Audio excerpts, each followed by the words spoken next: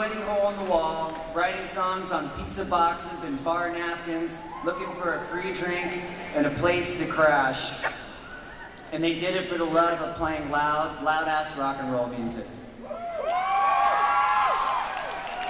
The thing that set them apart from everyone else is guts, heart, and soul. And most importantly, they told the truth and painted a picture of a mad world that they lived in.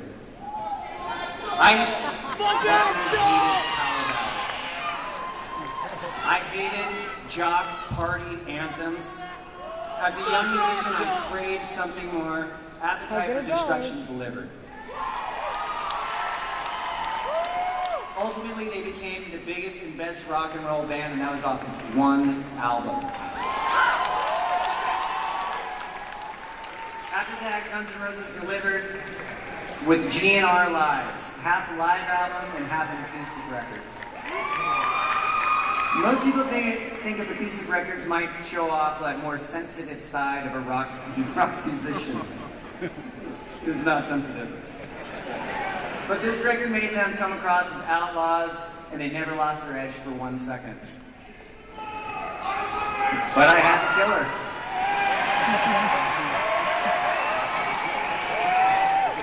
The song Patience is an internal ballad about love and anxiety, as if the character was trying to talk himself off the edge of a 20-story building. There's also the humor of, I used to love her, but... Who knows if that's humor? As they say, every joke has its truth. And 1 in a million. That's when the shit hit the fan. It basically told the story of an ignorant farm boy that moved to a diverse, unknown city, and that's all I will say about that. And then they delivered not 1, but 2 albums. Use Your Illusion 1 and Use Your Illusion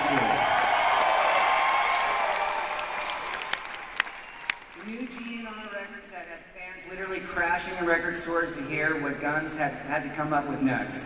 These records show off a wide range of rock anthems. Right Next Door to Hell, You Could Be Mine, to grand piano ballads like November Rain and Don't Cry. Then taking the listener into unknown head trips that maybe a serial killer could understand. This era of the band took them to new global heights, touring arenas and stadiums, big-ass expensive videos, and public praise, outcry, meltdowns, controversy, and playing in countries that Duff can't even remember being in. All the ingredients of a great rock and roll band. Steven Adler, you're drumming. He's here. I see him. They're on the side. Is that a top hat? Steven Adler, your drumming on Appetite for Destruction was perfect. It was like the perfect combination between slamming hard rock songs and laying into a great group. It's fucking unbelievable, man. Great.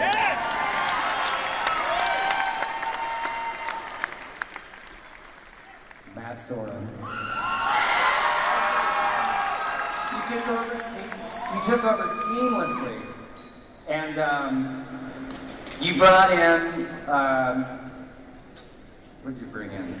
You brought in new dynamics and power, and your first gig was Rock in Rio. Welcome to the band. Dizzy Reed, you play a mean keyboard. Keep up with the good job.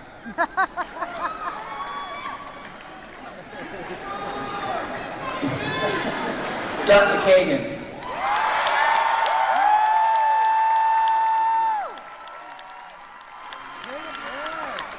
The Seattle transplant punk rock kid.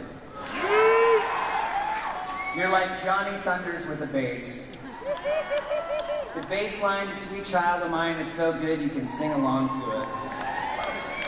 And you got a great family over here, all proud of you and shit.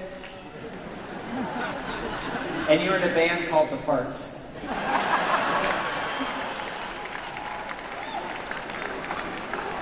Izzy Stradlin.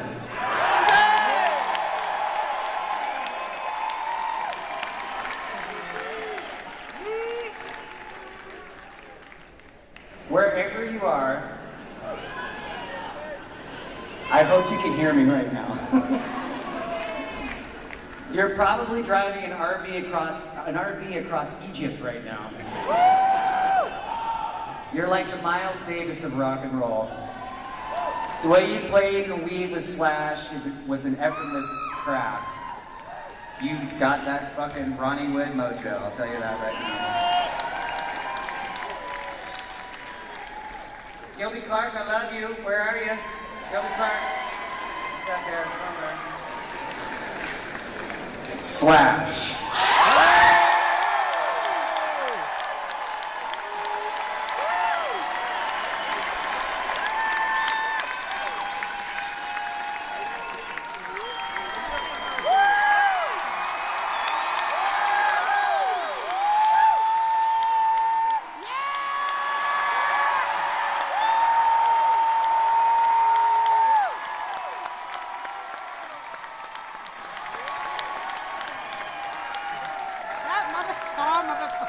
While every guitar geek in LA was riding on the coattails of Eddie Van Halen, you took a totally different approach. You bridged the gap between Eric Clapton, Jimmy Page, and Joe Perry, and you brought it into your own modern era. I can immediately identify your leads and riffs because you embody them. Your guitar playing is an extension of your heart and soul. To see you without a guitar and a top hat is just plain weird. You know, originally, they wanted us to play Guns N' Roses songs, Green Day to play Guns N' Roses songs. So I got a 13-year-old son he's learning how to play guitar from YouTube. And so you see he's playing like Strokes songs, and he's playing like, he's getting really good at it. And they asked us to play, and I thought, well, I can learn how to play Paradise City from YouTube. Yeah, because my son's doing it. And there was this 12-year-old kid on YouTube playing Paradise City. He was a better guitar player than I could possibly ever be. And I just thought to myself, guys, we are not going to play. There's no way we can do this justice. It's impossible. So.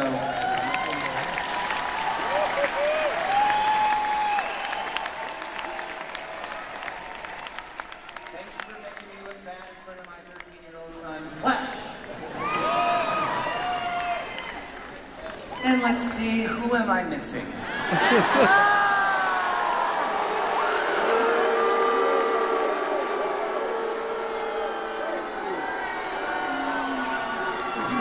Is he here? What's up? What's up?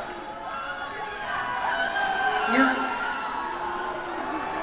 No, shut the fuck up. Shut up. Shut up. This man's a badass fucking singer. One of the best frontmen to ever touch a microphone. Your lyrics are heartfelt, passionate, angry, and you tell the truth no matter what the cost. Your vocal range goes from a quiet whisper to a powerhouse until you're screaming bloody murder. And you're fucking crazy.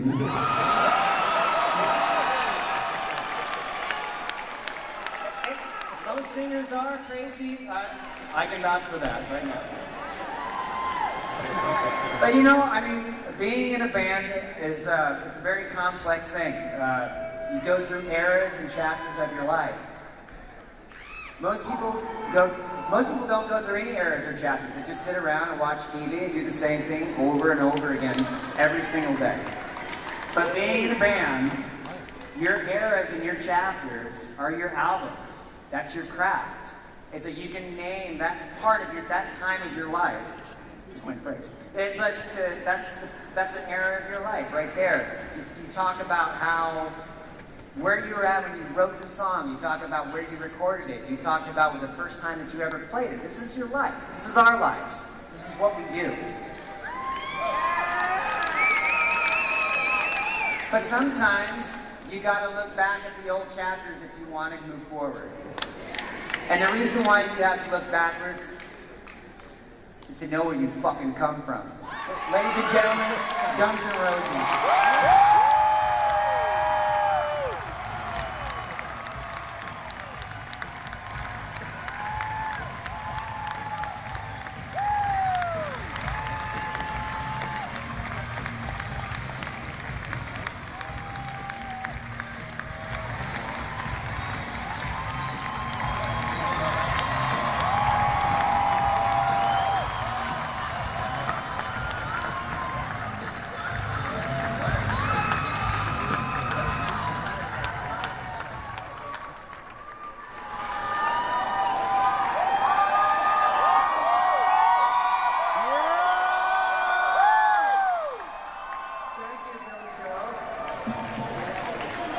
I'm Dustin Kagan.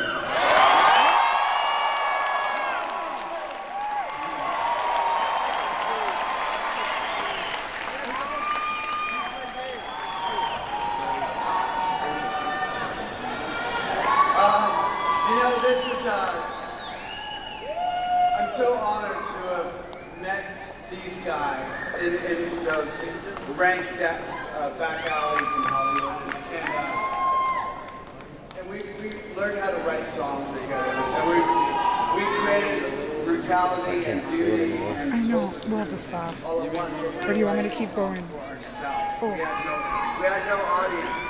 And we played our first gigs and suddenly we had people showing up to see us play. And we called them fans. And as we progressed, more and more fans came, and they were relating to these songs. I don't know if they were relating to us so much, but the songs spoke to them. And I don't know if it matters who's here tonight, because it's about the music.